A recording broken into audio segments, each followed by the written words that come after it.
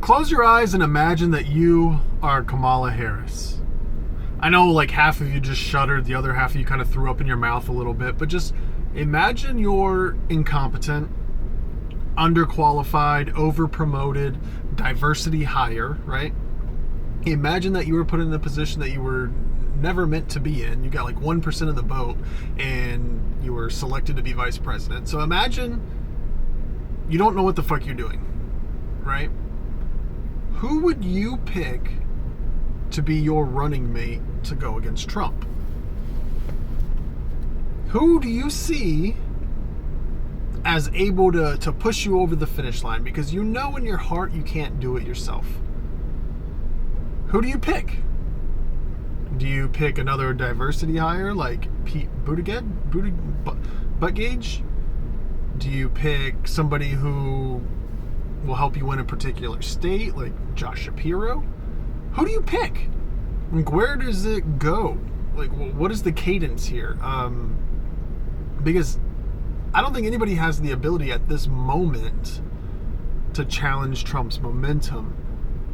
I don't think anybody has the sway to tip you over the top. So where do you go for your VP?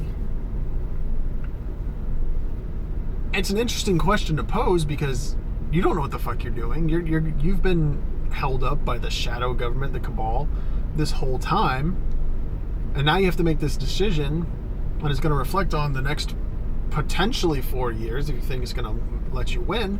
So who does that turn out to be? Who is it that's going to be the next vice presidential candidate on the Democrat side? I don't know the answer. I can't put myself in her position because I'm not, it just doesn't make sense, right? Like, she should have never been in that position to begin with. She should have never been promoted beyond her talent. And some will say her talent's just laying on her back. But she should have never been in this position to be vice president of the United States. It just should never have happened. I mean, she's severely unqualified. She's severely unpopular. But now she's in a position to be running for president, you know, anointed by the former president himself, like saying, I'm throwing my weight behind her, whatever. Who does she pick? What do you do? Put yourself in her position. She literally can't win.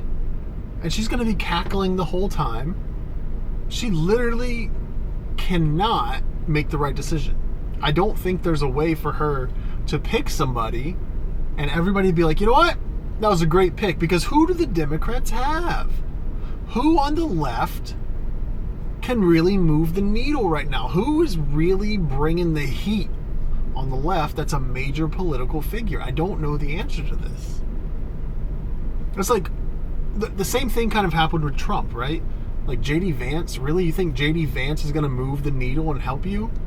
No, I think he picked Vance because Vance is young and he's like the future of the movement, and he's cocky in that he thinks he's already won the election. So he wants somebody to continue the legacy downward, right? He didn't think Vance was going to help him now, but maybe help in the future.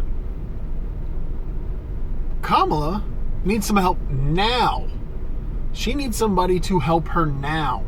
So who is that pick going to be? Let me know your thoughts down in the comments below, because she's in a no-win situation, right? Even if somehow she wins this election, her choice of vice president is going to reflect for the next 4 years. I just don't think she's going to be able to sway enough people that it's the right decision. But who do you guys think? Let me know in the comments below, because it is a baffling, perplexing kind of no-win situation for Kamala.